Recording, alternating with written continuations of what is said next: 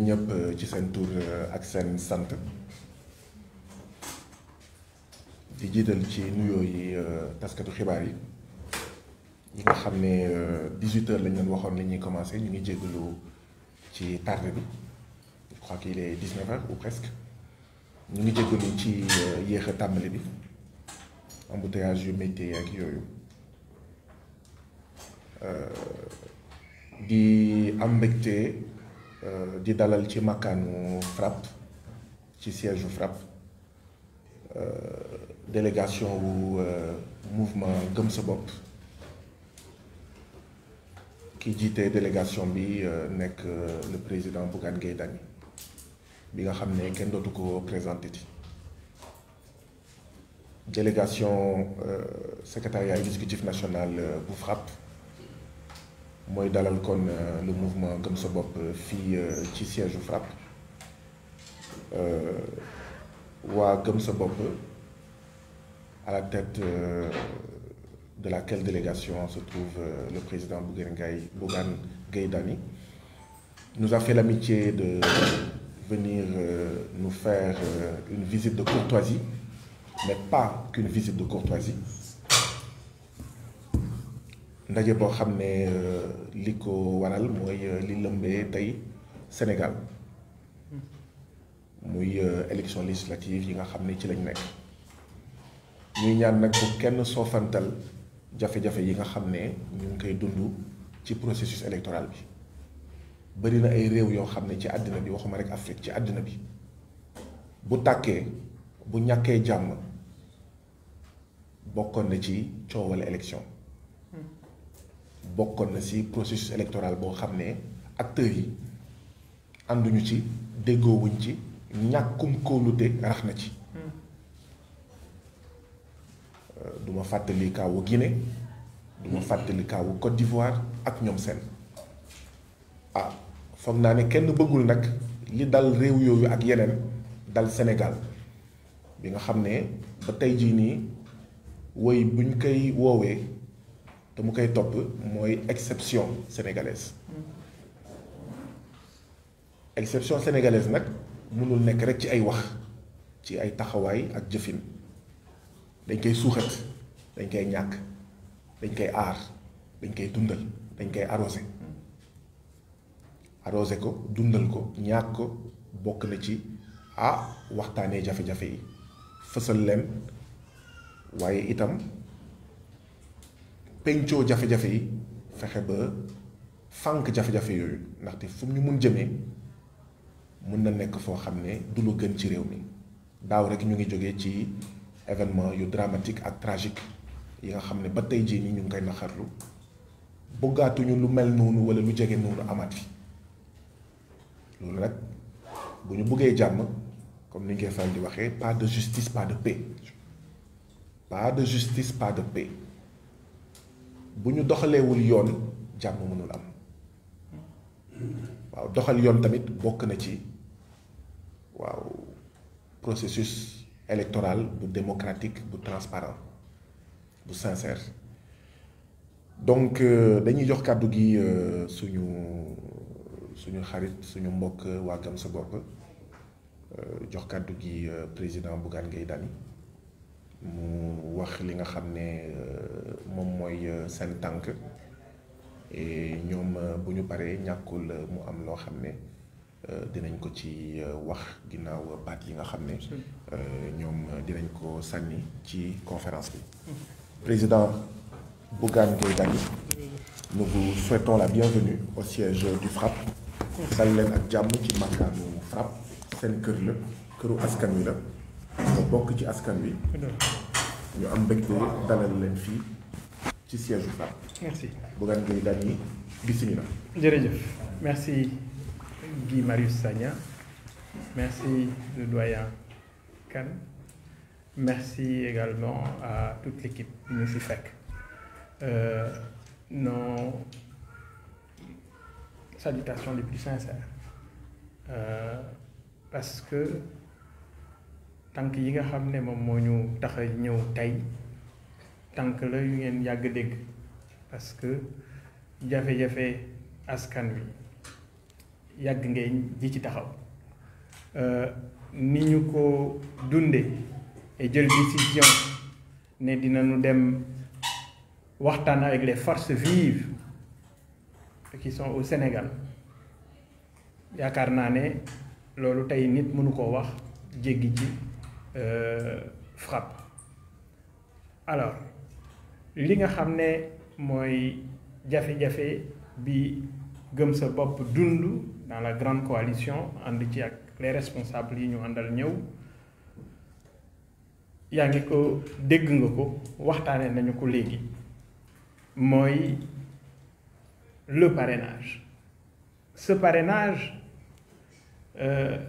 je crois que yéen njëkk a nekk les premières victimes parce que on se rappelle de l'arrestation qui a été suivie de maltraitance yaa ngi koy wax léegi et boobu ba ngeen di jóg da ngeen doon xeex pour les partis politiques et je dis souvent c'est le problème que nous avons nous qui avons un engagement citoyen. Cet engagement citoyen que nous avons souvent les politiques duñu fekk ci doxalin bi ak taxawaay bi nga xam ne moom moo war. Aujourd'hui, force est de constater que le parrainage a été utilisé pour aboutir à une sélection boobu war ñu yóbbu ci ay élections. Donc ñu gis ne ñun au niveau de la grande coalition Gëm Sa Bopp on a été lésés par une administration partisane, par une administration clanique, par une direction générale des élections boo xam ne ils sont à la solde et à la merci de Macky Sall et de son clan. Bi ñu koy wax it waxuñu ko pour wax di sànni dañ ko wax ak ay preuves parce que kayit yi ñu leen jox moom la ñu yóbbu fépp fu ñu dem parce que ci biir kayit yooyu dañ lay wax ne ñun ci Gëm Sa Bopp dañu jox 36 000 rejets pour autre motif ci 36 000 rejets yooyu pour autre motif il faut d'abord comprendre que 2000 doublons la ñu am mais ñu ne ñu 36 000 rejets pour autre motif. On s'est rendu compte que rien que les non-électeurs, c'est-à-dire que Guy Marius Sagna, qui a sa carte d'identité, un numéro d'électeur, lieu de vote, bureau de vote,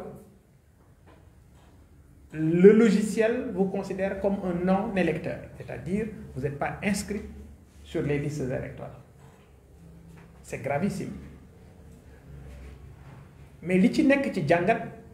pour ñiy def informatique xam nañ ne boo amee logiciel de vérification dañ koy pointer ci base de données boobu c'est le fichier électoral. Si des Sénégalais sont considérés comme non inscrits sur le fichier électoral alors que am nañu numéro d'électeur, lieu de vote et bureau de vote, ça veut dire tout simplement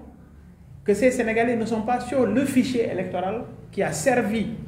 au niveau de la direction générale des élections lors du contrôle des parrainages. Et je dis ça, rien que pour ça, on en a 19 000. Et dañu ñëw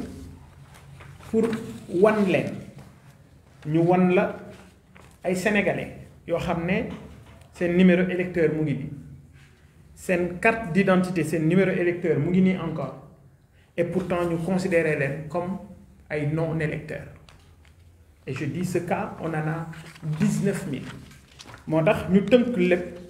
boole ko également avec un rapport boo xam ne lii muy des électeurs yu ñu wax ne c'est des non-électeurs là il y en a 142 qu'on a choisi comme ça au pif ku ci nekk ñu jox la numéro électeur am jox la commune bi muy voté jox la lieu de vote am jox la numéro de bureau de vote bi ak région bi mu nekk. Donc c'est dire que ces Sénégalais ont été lésés, ces Sénégalais on a bafoué leurs droits, et je sais combien vous tenez et combien vous vous battez pour que les Sénégalais retrouvent leur liberté mais également leurs droits. Donc ñun jàpp nañu ne lii forfaiture la, jàpp nañu ne lii xëy na tey ci suñu kaw la dal mais mun na dal ëllëg ci ñeneen. Et comme vous faites partie de ceux qui se battent pour que ce parrainage soit supprimé, que ce parrainage est antidémocratique, effectivement, nous nous battons tous pour ça. Il est de notre devoir de venir vous rendre visite, partager cette peine avec vous, parce que ci loolu ngeen nekk ci loolu ngeen mus di taxaw ku am jafe-jafe yéen sol ngeen seen dàll bokk ci ñuy xeex ak ñoom ci jafe yooyu boobu. Et je crois que les Sénégalais vous doivent bien des remerciements par rapport à tout ce que vous êtes en train de faire. Kon jaadu na ñun ñi nga xam ne ñoo bokk les organisations citoyennes ñu sol suñu dàll ñëw exposer leen problème bii nga xam ne am na, mais mu bañ a yem ci ay wax rek, parce que waxuñu dañu indi ay preuves yu palpable yoo xam ne ku nekk ci yéen gis na ko, dut na ci baaraam. Nii lañ ñu ko defee ñun, noonu la ñu ko defee ànd nawle, noonu la ñu ko defee Fadel Barro, noonu la ñu ko defee keneen ak keneen ak keneen. Xëy na yow boo nekkoon walla nga dem ci sa liste bopp ci benn yoon bi la ñu lay jaarale. Pourquoi? Parce que ces politiques ne veulent pas d'une assemblée de qualité. Bëgguñu ay nit ñoo xam ne dañuy incarner rupture. Bëgguñu ay nit ñu mel ni yow nga xam ne pire nañu ne soo demee Assemblée nationale di nga participer à la qualité des discussions, mais di nga bokk ci ñi nga xam ne dinañu relever le niveau à travers une implication, à travers des débats sérieux, à travers les problématiques, les sérieuses problématiques yi nga xam ne dinañ ko teg ci table bi te mu bokk ci li Sénégalais yi di dund, parce que tout simplement ils veulent toujours nous orienter dans des débats politiciens yóbbuñu ci loo xam ne du njariñu askan wi. Alors donc déplacement bi jàpp nañu ne dañu ñëw vers des Sénégalais qui se battent pour un mieux-être pour les Sénégalais, qui se battent pour un Sénégal de rupture, et loolu mooy li ñu tax a jóg, loolu mooy li nga xam ne mooy suñuy tànk. Kon suñu ñëwee am nañu yaakaar ne ñu nag yéen ñoo bokk benn xalaat bi, benn yéene bi, mooy faire de ce Sénégal benn havre de paix, faire de ce Sénégal teg ko ci yoon boo xam ne résolument dina nekk sur la voie du développement. Et je sais que loolu mooy seen combat bi leen gën a tenir à cœur, te loolu it ñun mooy di suñu combat. Donc lii nga xam ne jox nañu la ko, waxtaanee nañu ko, xamal ne ce sont des Sénégalais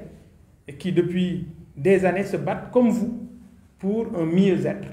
pour qu'il y ait une alternance générationnelle, pour ñu xam ne Sénégal am na ay doom, am na ay jeunes, am na des jeunes Sénégalais engagés qui ont envie de propulser ce pays sur les rampes du développement, et c'est bien possible. Loolu nag pour mu nekk il faut mu am ay nit ñoo xam ne dañuy jël seen bakkan bi jox ko réew mi, et je sais que vous en faites partie. Donc xamal ne daal li ñu yëkkati teg ko jafe-jafe la boo xam ne dund nañu ko, injustice la boo xam ne tey jii ñu ngi koy dund, wax nañu ko, yegge nañu leen ko, pour ngeen bàyyi ci xel ba bu ëllëgee fu ñu toog di wax ngeen xam ne lii Sénégalais yi dund nañu ko. Macky Sall mu ngi écarter ay Sénégalais, Macky Sall mu ngi sélectionner comme ni ñu ko waxee sànq, mu ngi sélectionner parce que c'est une sélection législative. Effectivement c'est une sélection, c'est pas une élection, parce que day tànn ñi mu bëgg ñu dem ci. Et boo xoolee ñi muy tànn effectivement yamul rek ci candidats yi wala ci liste yi, yegg na même ba ci électeurs yi, parce que bu ñu mënee tànn ne kii électeur la kii du électeur alors que ñuy ay sénégalais yor même ay droits ça veut dire tout simplement Macky Sall mu ngi jël réew mi di ko jëmee ci situation bu extraordinaire et loolu du ñu ko accepter et je sais que c'est quelque chose boo xam ne yéen vous vous battez pour ça institution nag xëy na damay wax ne oui war nañu respecter institution yépp parce que loolu mooy clé de voûte suñu union suñu envie de vivre ci benn suuf bi ñu nekk ñun ñëpp waaye nag bu fekkee ne institution yi ci seen bopp respecté wuñu ñoom ci seen bopp je crois que citoyen bu ci nekk it am nga droit jóg taxaw jàkkaarloog institution yooyu jëflante ak ñoom jàmmaarloo ak ñoom parce que ce droit la ñu la bëgg a xañ et je crois que ce que la DGE a fait ak le ministre de l'Intérieur forfaiture la complot la c'est une situation inédite boo xam ne jàpp nañu ne war nañu taxaw xeex ko pour leur dire stop jërëjëf. Merci beaucoup monsieur le président Bougane Gueye Dany di leen di gërëm di leen di sant yéen délégation bu la grande coalition Gëm Sa Bopp comme ni ma ko waxee woon sànq ñun waa Front pour une révolution anti-impérialiste populaire et panafricaine FRAPP ñu ngi leen di dalal fii ci makkaanu askan wi di am mbégte dalal leen fii di bokk ak yéen naxar wi métit bi nga xam ne moo leen dal yéen waa grande coalition Gëm Sa Bopp dal jàmmi gox bi ñoom Fadel Barro dal ànd nawle Serigne Mboup ak ñoom seen ndaxte liste bi gudd na je crois que ñaar fukk ak juróom liste de candidature ñoom ñoo déposé woon fu mu nekk nii ñu ngi toll ci fukk ak juróom-ñett voilà ñu ngi toll ci juróom-ñett ça veut dire que kon am na 17 bu dee juumuma fukk ak juróom-ñaar yi nga xam ne éliminé nañ leen boobu ak léegi te demaguñu fenn 2019 ñun FRAPP la ñu wax ne amatuñu Sénégal sélection moo fi am 2019 sélection présidentielle moo amoon du élection présidentielle ndaxte candidat yi bëre woon nañ yow ci nga bokkoon Malick Gakou ci la bokkoon ak ñoom seen ñu éliminer leen ñoom ñëpp ba mu des juróom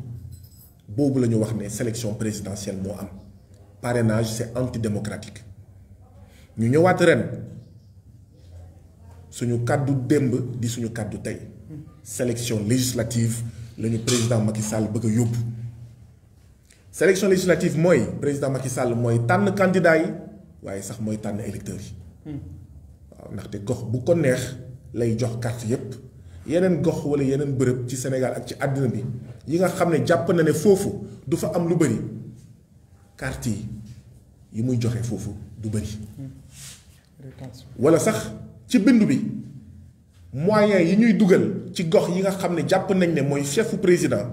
pour accélérer gaawantal bindu bi du bokk ak yeneen gox yi donc loolu mooy sélection présidentielle loolu mooy sélection législative ñu ne waaw état boo xam ne administration boo xam ne mën na organiser élection ak plus de 4000 listes defe naa moo nekkoon élection locale plus de 4000 listes de candidats xanaa du ñaar fukki liste ak juróom moo la tëj kon na nga war a indil beneen lay benn ñaareel bi naam ñu ngi bokk ci ñaar fukki réew ak ñett yi gën a ndóol ci àddina bi et donc war nañ xool naka la ñuy gën a saxanalee suñu alal dëgg la mais bu fekkee wàññi frais élection yi moo la tax a jóg lan moo tax depuis 2012 dugaluloo le bulletin unique kon yow déedéet du xaalis moo la tax a jóg du rationaliser alal bi ñu dugal ci élection kon nga dugal bulletin unique waaye da nga xam ne bu ñu defee bulletin unique doo mun jënd électeurs yi ndaxte doo leen mun a wax indil ma yeneen bulletin yépp pour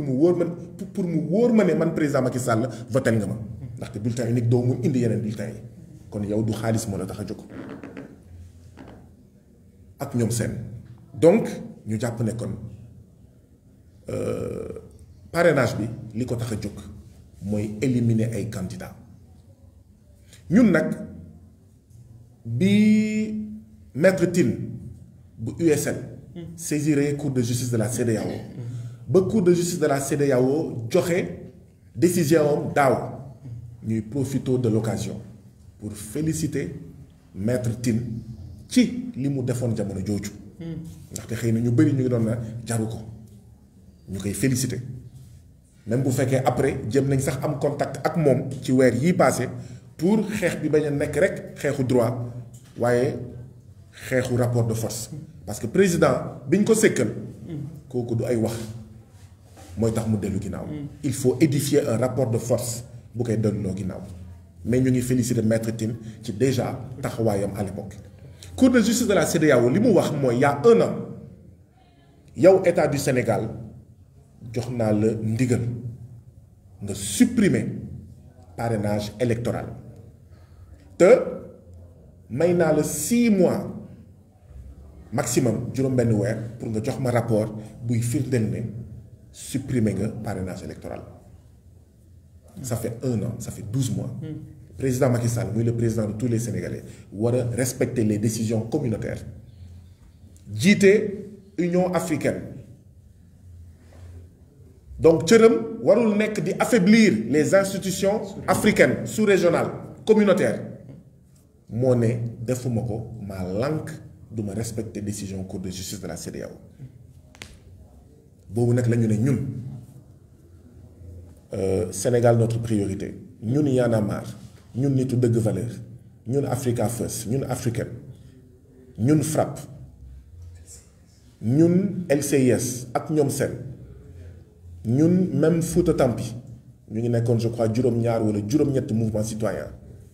ne naam lii mun nañ ne parti politique yi ñoo ci ëpp intérêt mais bu ñu bàyyee président Macky Sall mu jalgati benn décision de la CEDEAO dina amaat beneen décision de la CEDEAO bu mu jalgati te kon bu boobaa dañuy naan ñun dañuy parparloo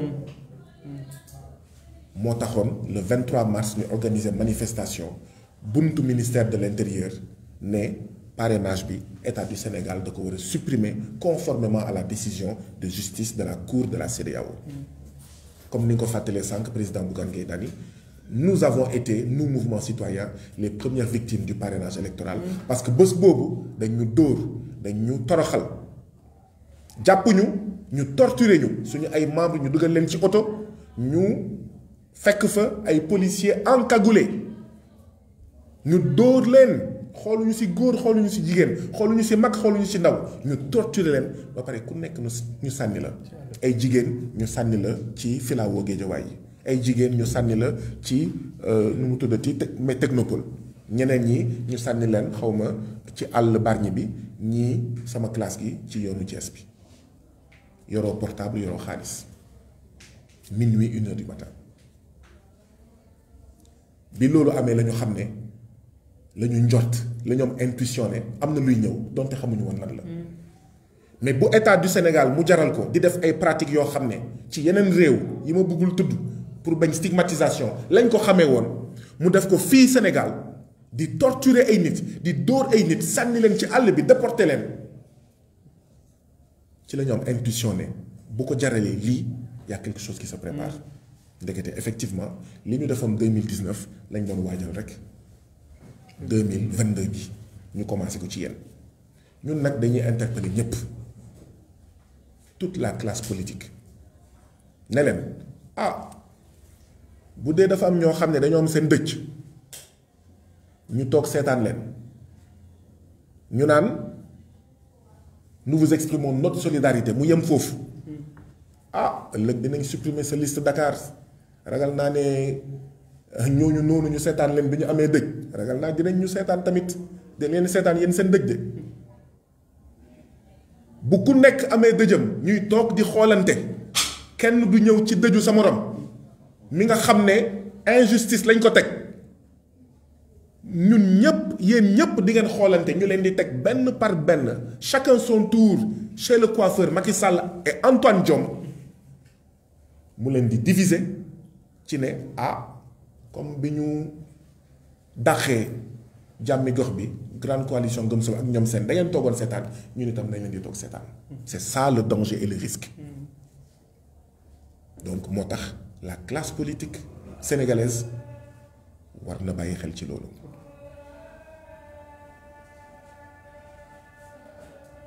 war na bàyyi xel ci loolu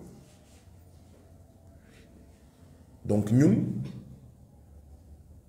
foog naa ne li ñu mën a wax mooy victime du parrainage de tout le Sénégal, unissez-vous.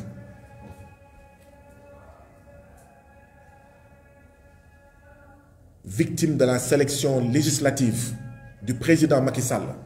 actuelle victime comme prochaine victime, unissez-vous.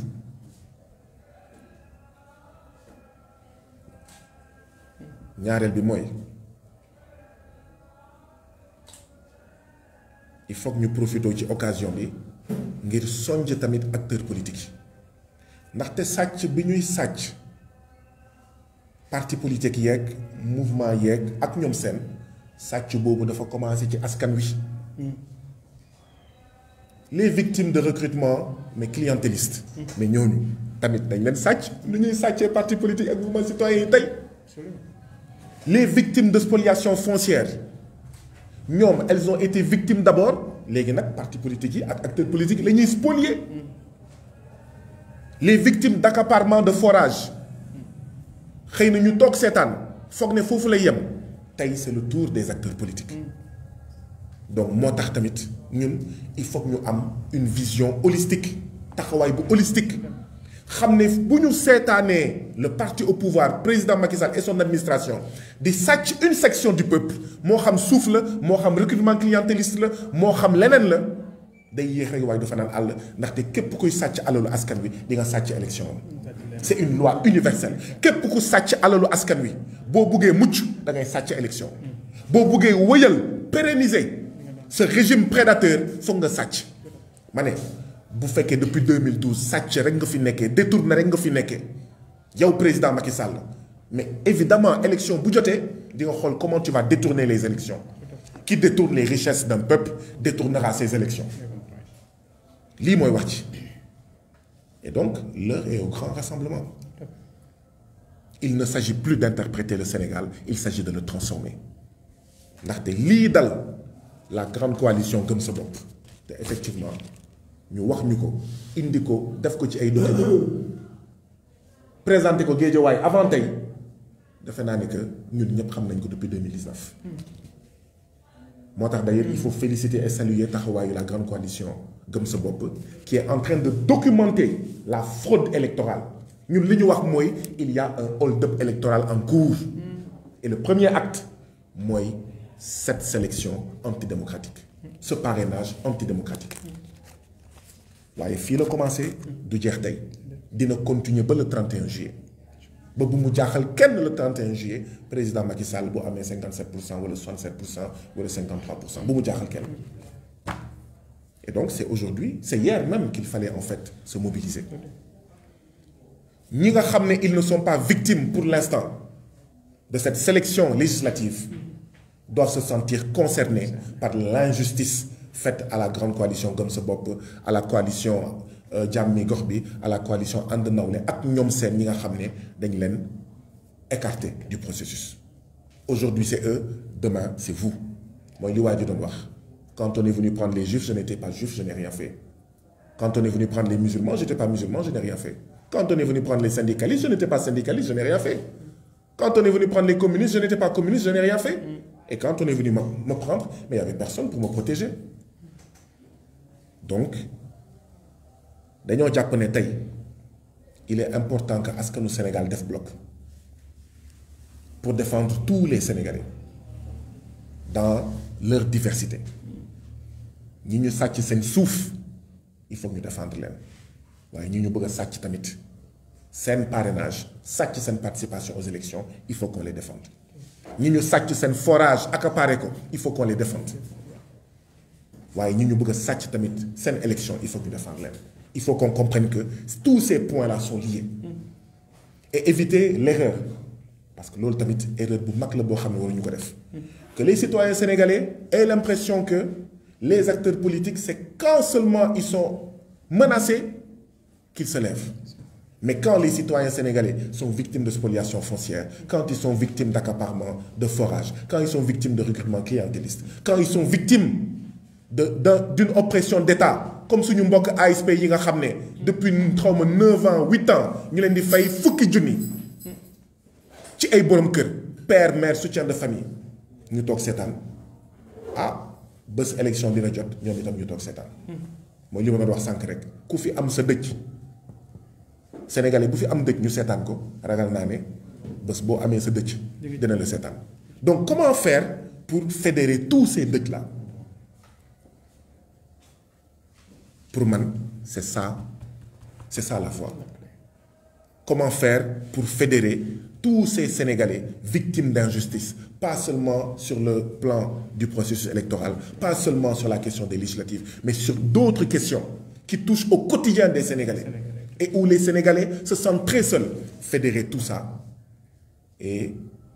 édifier un rapport de force qui fasse reculer le président Macky Sall, parce que le président Macky Sall peut reculer. Absolument.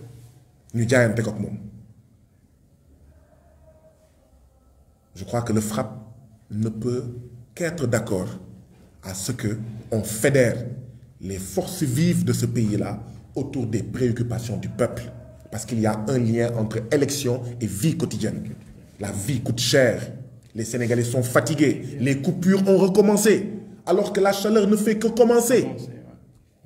Les paysans sont fatigués. Les pêcheurs se font assassiner en Gambie, en Guinée-Bissau, en Mauritanie à cause d'accords de pêche léonins contraires aux intérêts des Sénégalais. Il faut fédérer toutes ces revendications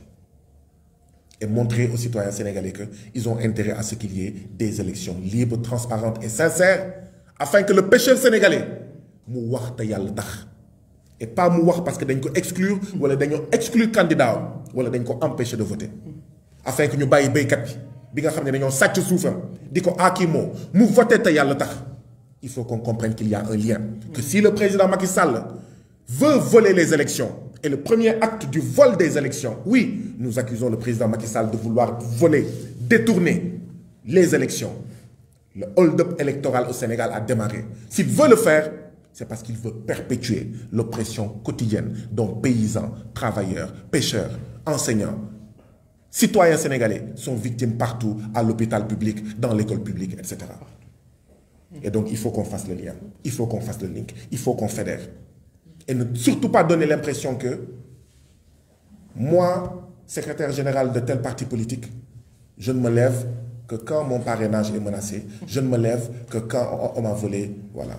Ça rebute les citoyens sénégalais et ils ont raison, ils auront raison d'être rebutés par ça. Donc oui, comment mouvement citoyen, comment organisation des forces vives de la nation, est-ce que nous pouvons édifier ce rapport de force où tous les citoyens sénégalais se verraient, avec une plateforme unique pour dire à ceux qui sont régulièrement victimes de violences policières, Tchingabok, à ceux qui sont arbitrairement détenus, comme Cheikh Oumar Diagne, Tchingabok, à ceux dont les terres sont spoliées, Tchingabok, à ceux qui sont exclus des élections, Tchingabok, à ceux dont les forages sont accaparés, Tchingabok, à vous travailleurs victimes de violations récurrentes de vos droits et de licenciements arbitraires, Tchingabok, à vous victimes de longues détentions préventives, Tchingabok, à vous victimes de conditions carcérales inacceptables, Tchingabok, à vous auxiliaires de police victimes de 90 000 francs de salaire par mois et qui ne reçoivent même pas toutes leurs primes journalières, Tchingabok, à vous ASP, Tchingabok, à vous personnel de santé, Tchingabok, à vous gendarmes et policiers, Tchingabok. Donc,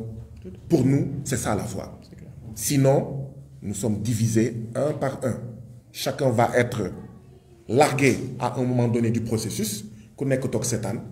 et mu jur noonante suñu biir parce que bi nit ki amee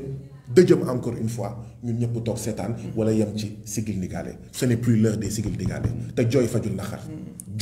naxar nañu ànd ñun ñëpp bëri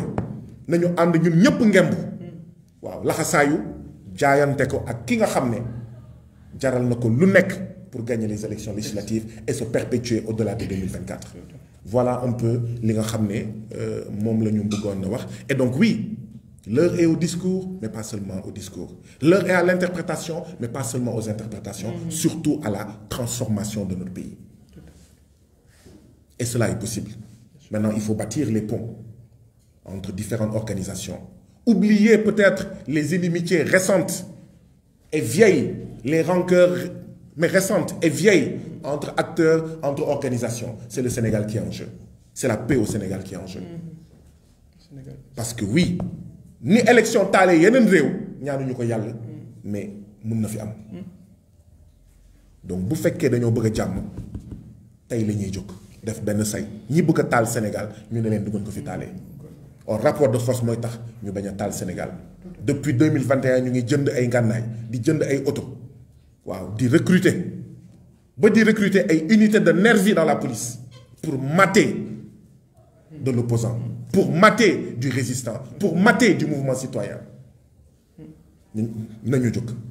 nañu ànd jóg ànd daan noonu jàmm ci Sénégal. Voilà un peu ce que je voulais dire, président Bougane Gueye Dany. Et donc oui, le FRAPP est disponible, comme il le fait chaque fois, à essayer de voir comment bâtir quelque chose qui puisse fédérer les citoyens sénégalais de divers horizons autour des préoccupations des Sénégalais, des préoccupations quotidiennes, de la vie chère, etc., comme de ces préoccupations-là qui ne doivent pas être banalisées. Ñuy artuwaat Sénégalais, il ne faut pas que ñu ne ay élection dong la élection day taal réew benn ci élection nga mënee jaar ne sàcc suuf dootu fi amaat wala audit foncier day am ci élection ngay jaar pour les violations des droits des travailleurs qui sont quotidiennes, stop. Ci élection ngay jaar pour les accords de pêche avec l'Union européenne dañ koy renégocier waat. Ci élection ngay jaar pour mais franc CFA bi accord de partenariat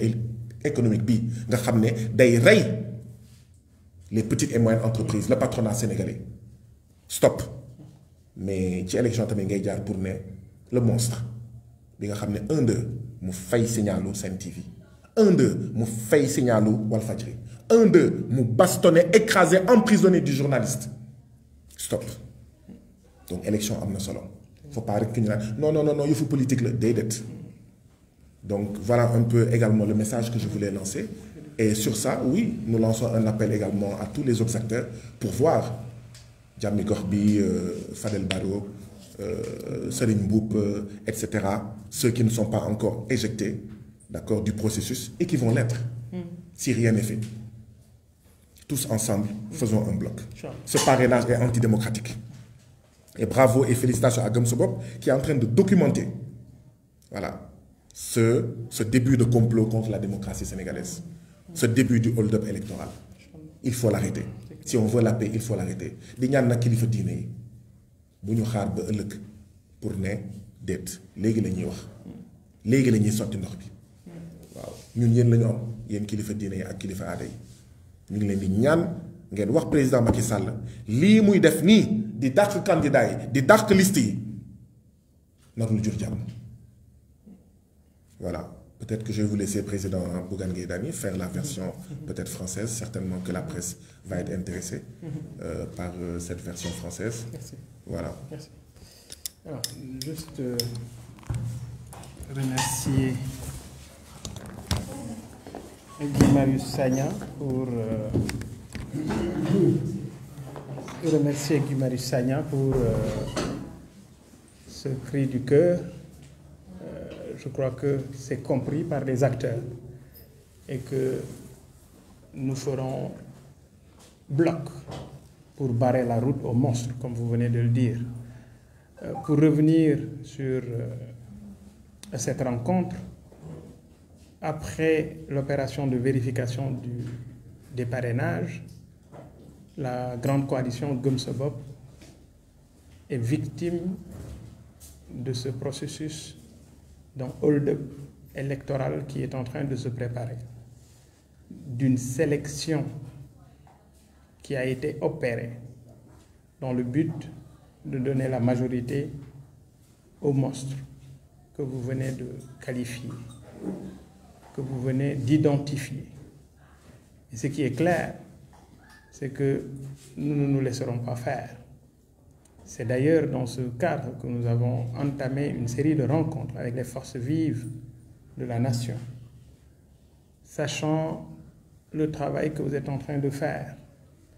pour la préservation des libertés et permettre également aux Sénégalais de vivre dans la dignité et dans la décence, nous nous sommes déplacés et nous venons vers vous. Nous vous avons exposé avec des motifs, des preuves à l'appui par rapport au rejet de nos listes de parrains au niveau de la Direction générale des élections.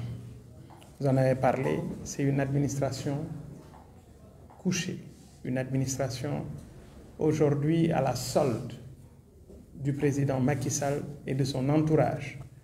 une administration qui est en train de poser les jalons, les actes pour permettre à une coalition, Benno Bokk Yakaar, pour ne pas le nommer, de gagner les prochaines législatives. Nous vous avons exposé les preuves documentées de Sénégalais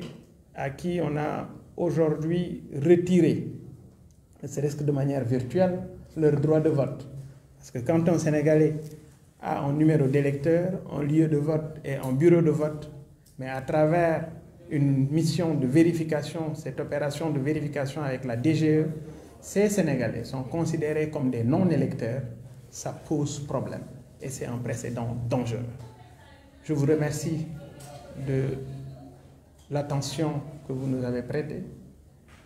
Je sais que vous ne ménagerez aucun effort pour porter ce combat, mais également fédérer toutes les forces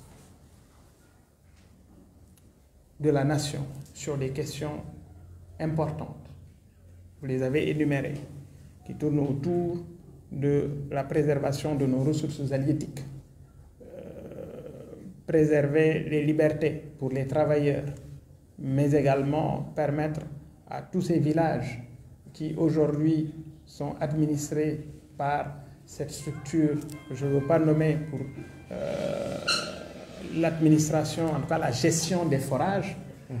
Ce qui est important, c'est la société Aquatech, absolument. Donc je crois que vous êtes en train de faire un travail magnifique. Rassurez-vous,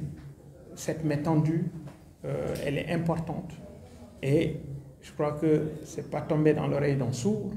Les acteurs citoyens, les acteurs politiques doivent se réunir et former un seul bloc et faire face. Parce qu'effectivement, quelqu'un qui pose des actes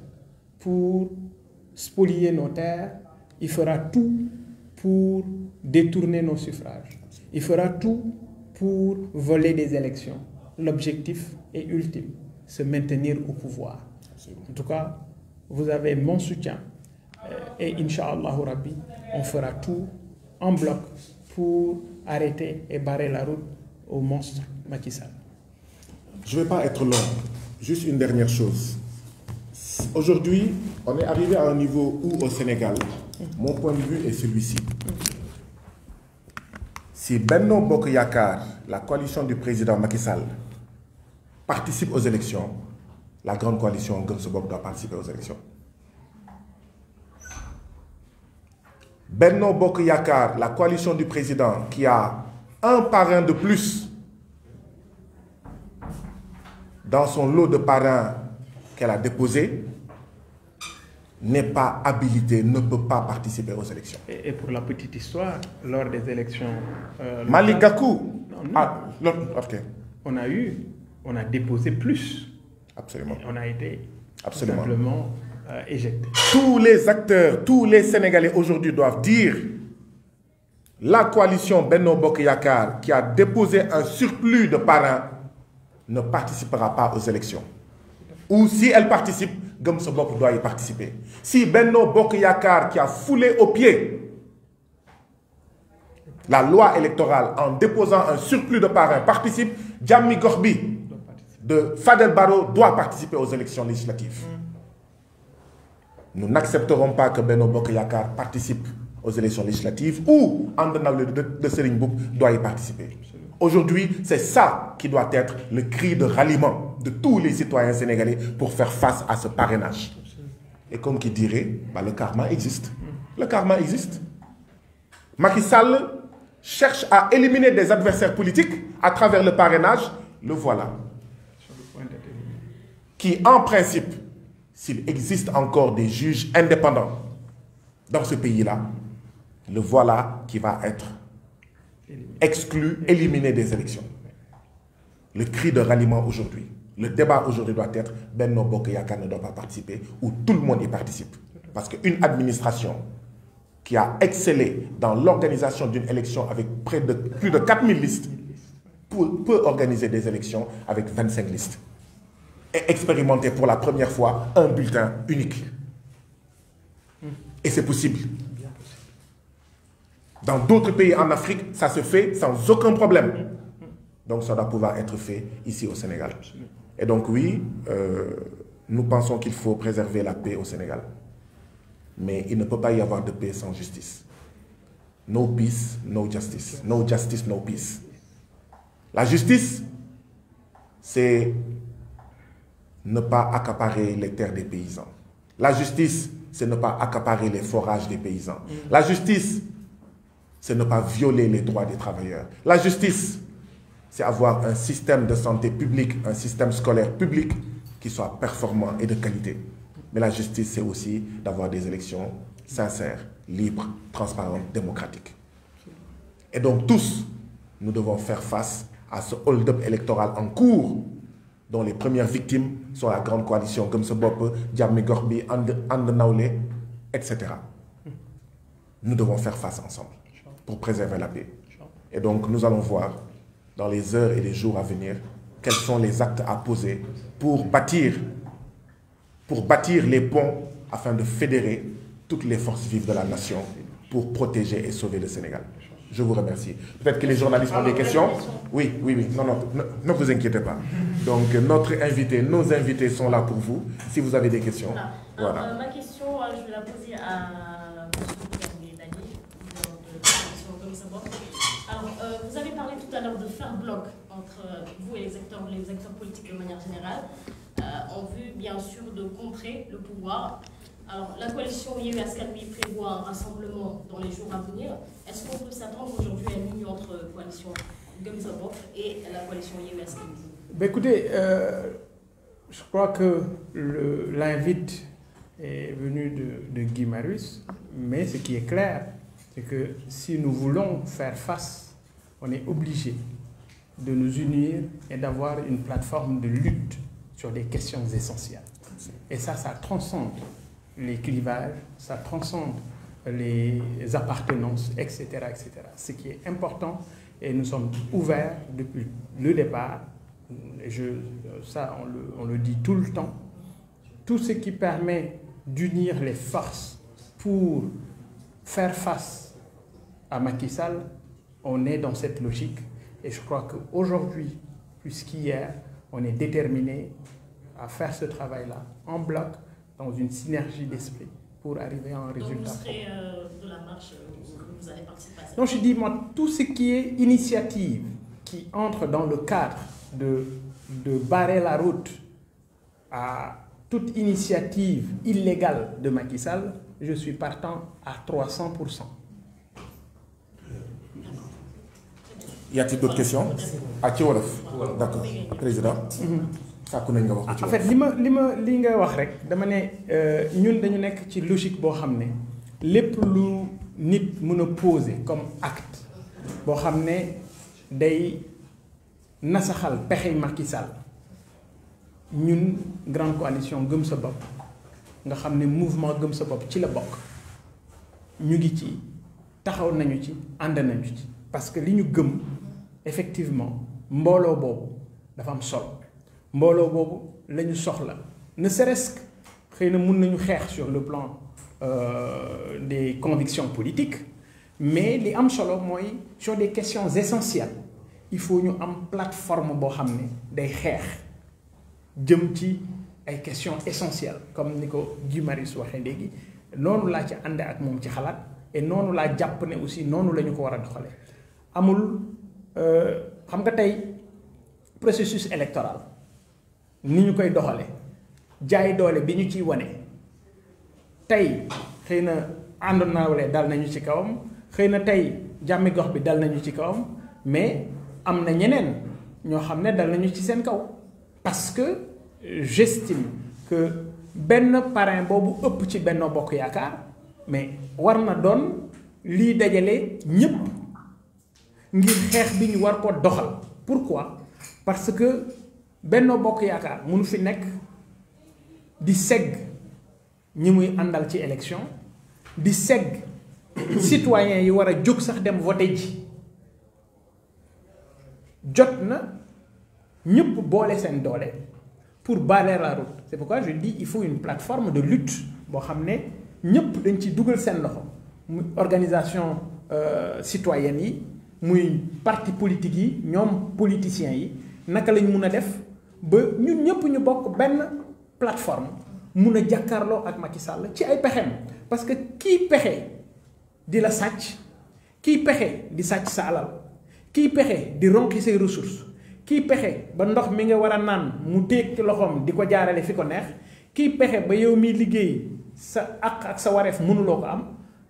loolu mu lay teg muy jafe-jafe mais bu amee possibilité gën a sax ci li mu nekkoon mooy sàcc ay élection ngir perdurer ci li mu nekk mais bu boobaa du hésiter et premier pas bi mu teg mooy lii ñu wax te documenté ko jox leen ko ñu ne leen acte yii ñu posé il faut ñu bàyyi ci xel parce que acte bi li mu wane mooy ay sénégalais yu war a nekk électeurs ñu ne ñoom du ñu ay électeurs non électeurs ça veut dire qu'il y a un problème de fichier électoral